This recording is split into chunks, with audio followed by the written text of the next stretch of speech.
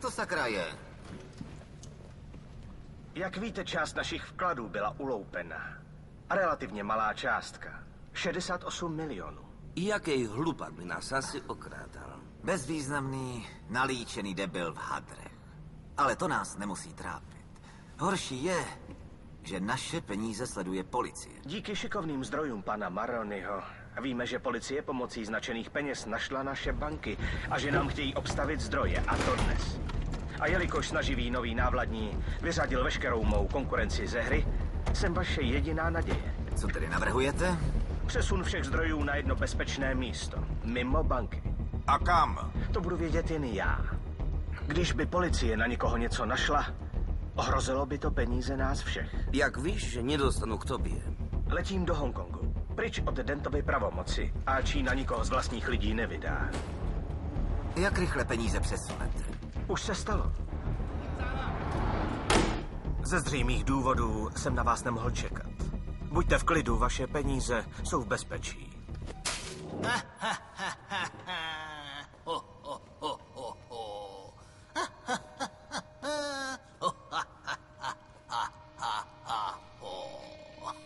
A já, že mám špatný vtipy?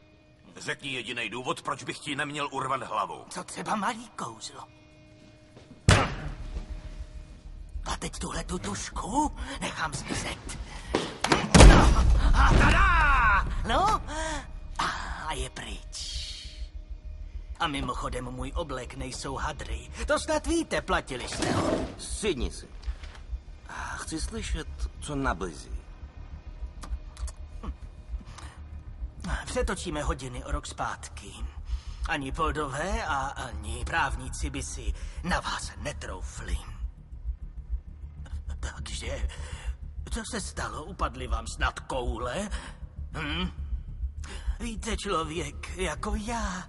Svok. Člověk jako já, já vím, proč teď pořádáte ty svoje skupinové terapie za denního světla.